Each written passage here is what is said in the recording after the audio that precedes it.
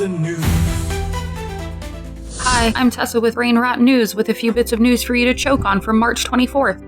So this is just like chef's kiss level of incompetence. Trump officials, including Defense Secretary Pete Hegseth and Vice President J.D. Vance, just casually discussed classified war plans in a Signal group chat. And not just any Signal group chat, a chat that accidentally included a journalist. Because apparently, the US military now operates like your aunt's Facebook Messenger thread where she keeps sending the eggplant emoji to the entire family. The chat was called Houthi PC Small Group, which sounds like either a terrible punk band or the worst corporate Zoom meeting ever. Inside, they were dropping detailed military plans, targets, weaponry, and attack sequences just out in the open like it was a fantasy football draft. And how did journalist Jeffrey Goldberg get in there? Someone misentered a phone number. That's it. One tap and suddenly the editor-in-chief of The Atlantic had front row seats to an actual war strategy session. Incredible. When Goldberg realized what he was looking at, he did what any responsible journalist would do. Immediately left the chat and reported the breach. Hey guys, quick note on messaging. Maybe don't drop military secrets in a group chat with random people, but don't worry. The National Security Council assures us that this definitely didn't compromise national security, which given the track record of these people means it absolutely did. But it's fine, nothing to see here, just the highest levels of government texting war plans like they're organizing a surprise party. This whole thing raises some serious questions, like what else is being discussed in these group chats? Are nuclear launch codes just sitting in the drafts folder of a Discord server? Is the Pentagon running a Substack where they accidentally post invasion plans? Because at this point, it's honestly not that far-fetched. So to recap, sitting Vice President and the Secretary of Defense accidentally leaked war plans to a journalist because they don't know how to use a phone. And the official response is, oopsie poopsie. Amazing. If this were any other country, the US would have already been calling for a regime change.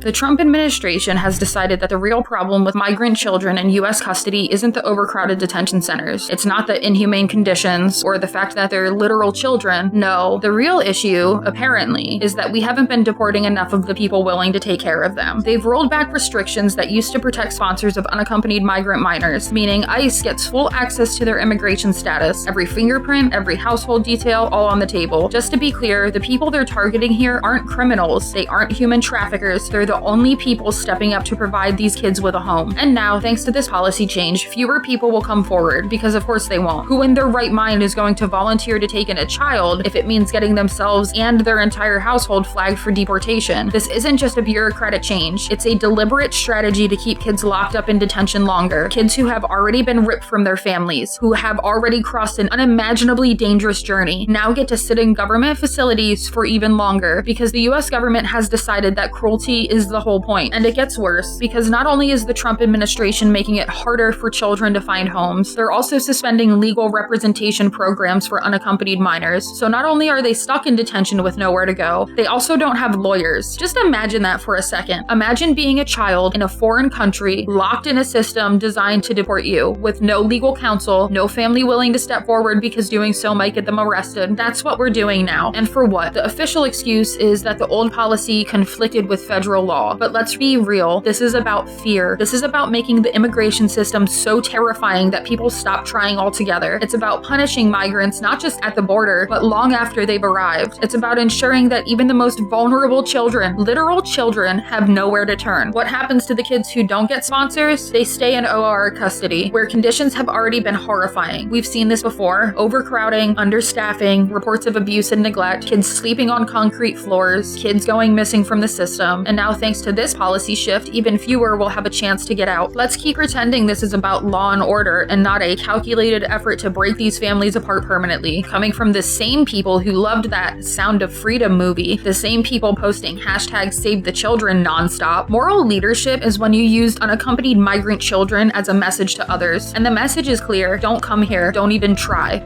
In today's episode of How to Destroy a Superpower in 3 Easy Steps, current fascist-in-chief Donald Trump, flanked by his chief economic arsonist Elon Musk, has gutted thousands of federal jobs in a move so reckless that even Russia's top spies are struggling to keep a straight face. Why just weaken the country when you can put it on a silver platter for every enemy we've ever had? The reason? Allegedly, it's about government efficiency. But let's be honest, this isn't about streamlining operations. It's about purging the so-called deep state, or as sane people call it, the actual functioning parts of government. Who's overseeing this masterclass in National sabotage? The newly minted Department of Government Efficiency, or DOGE, because Musk treats public policy like a Reddit shitpost. Yep, the man who literally tanked Twitter is now in charge of ensuring government competency. What could go wrong? Possibly everything. When you fire thousands of federal employees, you don't just cut jobs, you also cut oversight, expertise, and security clearances. That means a massive number of now unemployed specialists, many of whom had access to classified information, are now floating around the job market, desperate for work. And guess who loves hiring disgruntled former intelligence workers? That's right, Russia, China, and every other country that would love a front row seat to America's slow motion collapse. In theory, we have laws against ex-government employees selling state secrets. But in practice, well, when someone's mortgage is due and the only LinkedIn DMs they're getting are from a Vladimir offering consulting opportunities with a six-figure salary and an all-expenses-paid trip to Moscow, let's just say patriotism might take a backseat to survival. And this isn't some hypothetical doomsday scenario. History tells us that just one rogue employee can cause massive security breaches. Edward Snowden leaked NSA secrets, Reality Winner went to prison for exposing Russian election interference, and remember that guy from the Air National Guard who got caught leaking classified documents on a Discord server? Yeah, that was just one guy trying to impress his gaming buddies. One. Now multiply that by thousands. This mass purge effectively manufactures an espionage crisis at a scale we've never seen before, and yet Trump and Musk are selling this like a genius move. Government waste, they cry, as they personally waste billions on grifts and failed business ventures. Musk alone has torched more money on bad ideas than most countries' entire GDPs. Ask the advertisers fleeing Twitter like rats from a sinking ship. Maybe, just maybe, this isn't just stupidity. Maybe it's intentional. After all, it's not like Musk is a stranger to cozying up to authoritarian regimes. The guy practically treats China's government like a business partner and has repeatedly done favors for Putin, from stalling Starlink access to Ukraine to parroting Kremlin talking points. And Trump, we all know he'd love to live up Putin's butt. So ask yourself, what's more likely, that these two are just incredibly incompetent, or that they want America weaker, easier to manipulate, and more vulnerable to foreign control? Could both be true? Either way, the result's the same. Putin's popping champagne, China's making recruitment spreadsheets, and the US intelligence community is about to have the worst hiring crisis in history. Great job, everyone. Who needs foreign enemies when our own leaders are doing their job for them?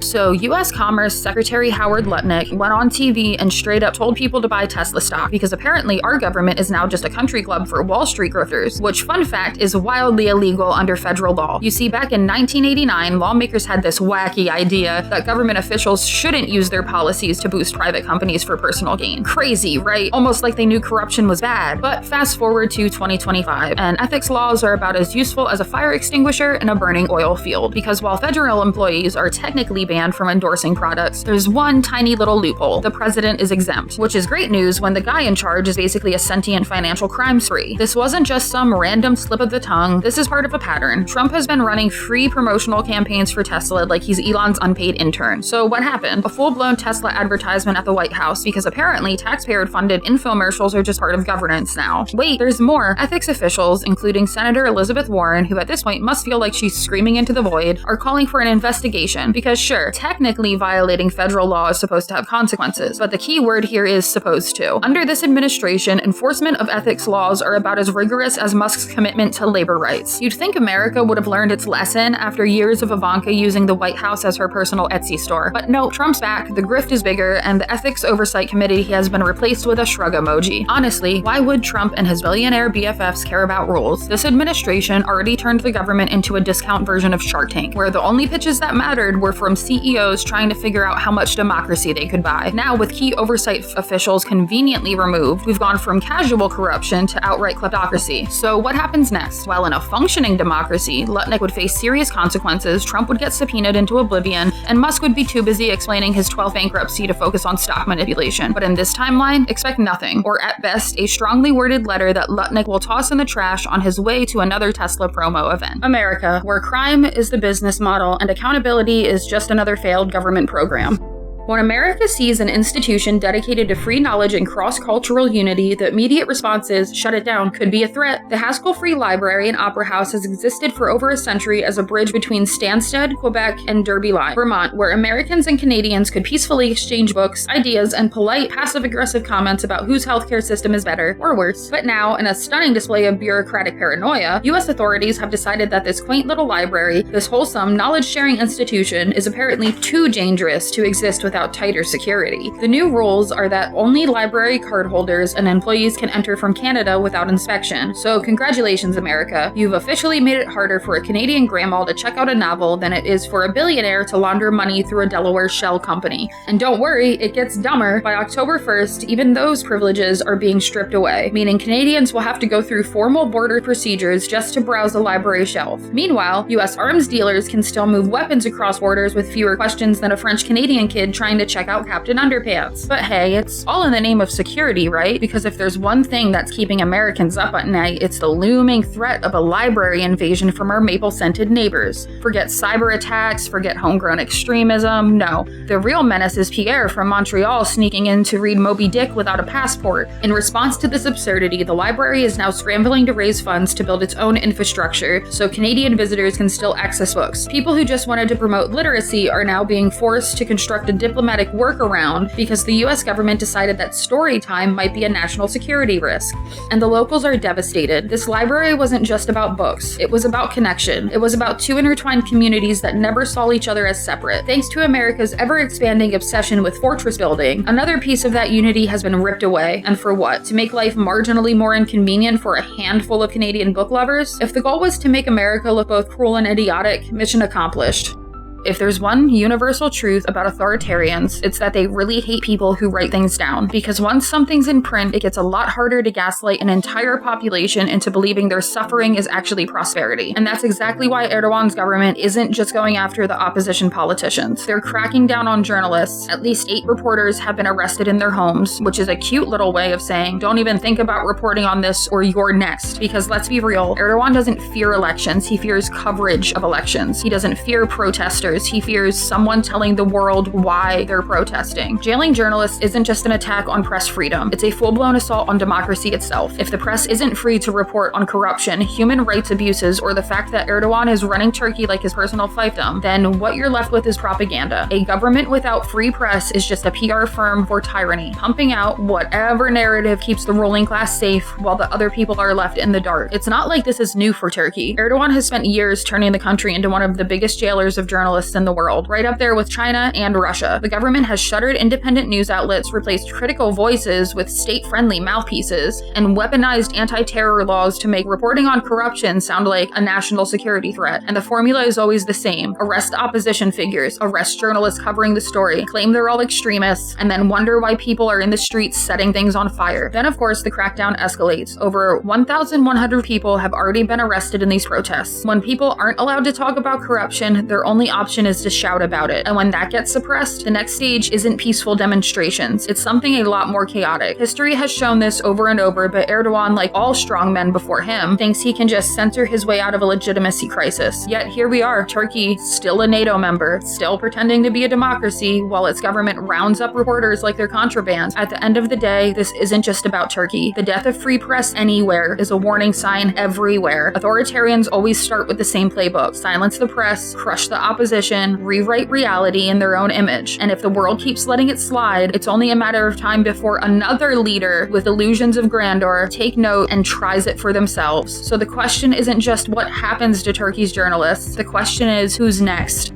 Well, folks, it didn't take long. 2 months into Trump's second reign of terror, administration, and the free press is already on life support. Journalists who were once merely labeled fake news and enemies of the people for the crime of quoting Trump accurately are now dealing with an all-out government offensive designed to strangle independent media into submission. And Trump's not being subtle about it. We've got lawsuits against media organizations and FCC that thinks freedom of the press was a suggestion, public data disappearing from government websites faster than evidence at a Mar-a-Lago bathroom, and a coordinated effort to control which reporters get access to the White House so blatant that even AP News had to take legal action. Let's not forget the gutting of Voice of America, because apparently broadcasting actual facts about the government is just too risky under an administration that thrives on nonsense. This isn't just a few bad policies either. It's a systematic attempt to kneecap the entire news industry. The goal? A press corps that works for Trump, not against him. A media landscape where Fox News is considered too moderate and anything remotely critical gets drowned out, defunded, or litigated into oblivion, because in Trump's world, the truth isn't just inconvenient, it's the enemy. And if this all feels disturbingly familiar, that's because it is. This is the Erdogan playbook, the Putin playbook, the Orban playbook. You call the press corrupt and untrustworthy, then you make sure they actually become corrupt and untrustworthy by replacing real journalists with government-approved propaganda peddlers, and then you arrest anyone who refuses to play along. Now, we're not quite at step 3 yet, but give it time. We've already seen how far Trump is willing to go to punish those who don't toe the line, and if journalists don't start falling in line voluntarily, well, let's just say the legal system under this administration is looking a whole lot more useful for silencing critics than protecting democracy. And the worst part is, it's working. With public trust in the media already in the gutter thanks to years of deliberate misinformation, Trump doesn't even need to jail reporters. He just has to make sure that when they tell the truth, no one believes them. Once reality becomes a matter of opinion, the only truth that matters is the one dictated by those in power. So where does this end? Best case scenario, enough lawsuits pile up that some of these press restrictions get struck down, until Trump stacks the courts with more lackeys that believe that actually a state-run media monopoly sounds kind of fun. Worst case, America gets the full Turkey-Russia experience, and in a few years, the only legally approved news source is a 24-hour loop of Trump speeches and Musk tweets. Either way, journalists are fighting for their survival right now, and if they lose, well, let's just say history hasn't been kind to countries that let their leaders declare war on the press.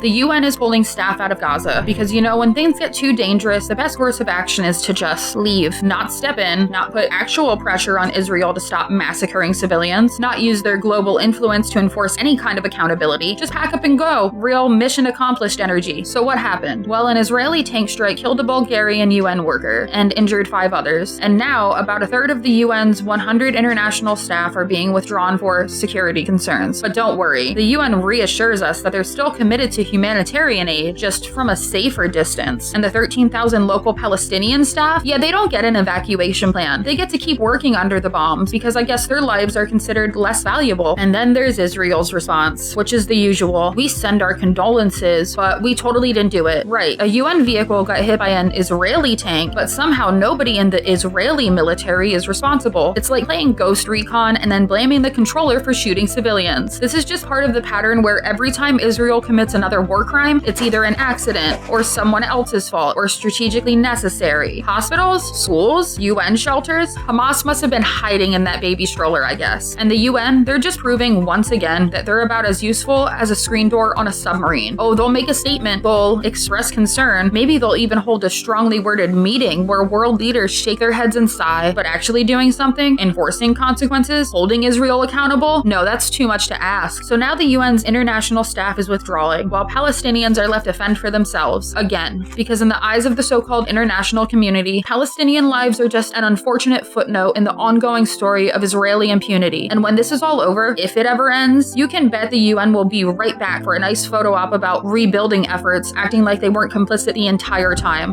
Just what we needed. Tuberculosis is making a comeback. The WHO is now sounding the alarm because child TB infections in Europe shot up 10% last year, bringing the total to over 7,500 cases. That's 650 more sick kids than the year before, and it's the 3rd year in a row that cases have increased. Officials are just acting like this is somehow happening, like tuberculosis is a weather pattern and not a completely preventable and treatable disease. It's not a mystery. We know exactly how TB spreads. We know how to treat it, and we used to be making progress against it. Then, like everything else, public health gets tossed onto the chopping block. Why keep investing in disease prevention when you can just throw some thoughts and prayers at the problem and call it a day? So what's behind this surge? Well, a mix of factors. Better diagnostic tools mean we're actually catching more cases, which is great, but then there's also the small matter of war and displacement, particularly thanks to Russia's invasion of Ukraine. Turns out, forcing millions of people into overcrowded shelters with crumbling healthcare infrastructure is not great for stopping the spread of airborne diseases. Who could have guessed? Oh right, literally anyone who has ever studied epidemiology for 5 minutes. And just when we needed more resources to fight TB, can you guess what's happening? Funding is getting slashed. USAID, a major donor in global health efforts, is cutting back because apparently childhood tuberculosis is just not a priority. We gotta save that money for more important things like,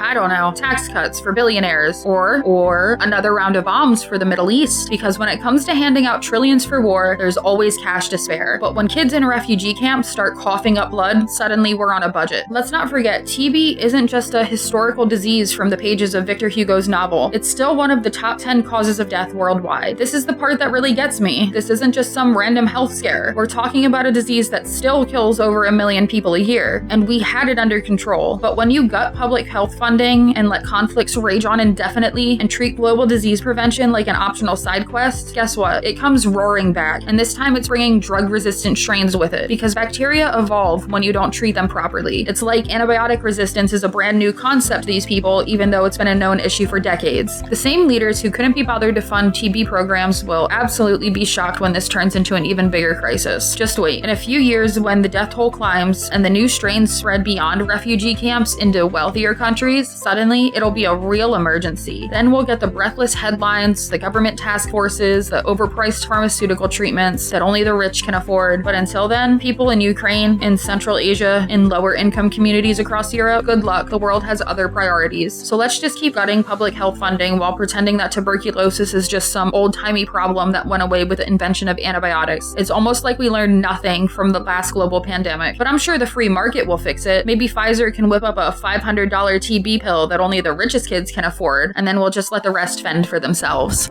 Oh, we're doing this again. Trump is back on his Greenland real estate fantasy, doubling down on his bizarre obsession with buying an entire territory, because apparently the lesson he took from his last presidency wasn't don't publicly fantasize about colonialism in the 21st century, it was let's double down and send my VP's wife to poke the bear. So here we go. Usha Vance, the wife of Vice President J.D. Vance, is leading a high-profile U.S. delegation to Greenland, and shocker, their government is not happy. Outgoing Prime Minister Muti Iga is calling it a provocation. Jens Frederick Nielsen of the Democrats Party is basically saying, can we not do this right now? And Denmark is stepping in to remind everyone that, yes, Greenland is still a Danish territory. Trump, in his infinite wisdom, sees no issue with openly floating the idea of annexing a country that very much does not want to be annexed. And for what? What's the plan here? Some sort of Arctic manifest destiny? A last-ditched attempt to add a new Trump-branded ice golf resort? Or does he really just want to be the guy who finally finishes colonizing the planet? Let's be honest, if this were happening in any other context, we'd be calling it imperialism. Since it's America, it's just good old-fashioned deal-making. And can we talk about the absolute weirdness of sending Usha Vance on this trip? Not the vice president, not the secretary of state, not anyone remotely qualified in international diplomacy. No, we're sending the VP's wife. Nothing says we respect your sovereignty like treating a diplomatic visit like a PTA meeting. Naturally, this is all happening at the worst possible time. Greenland is in the middle of a political transition, and instead of respecting that, the US is just barging in, stirring the pot, and making everyone's job even harder. Denmark, meanwhile,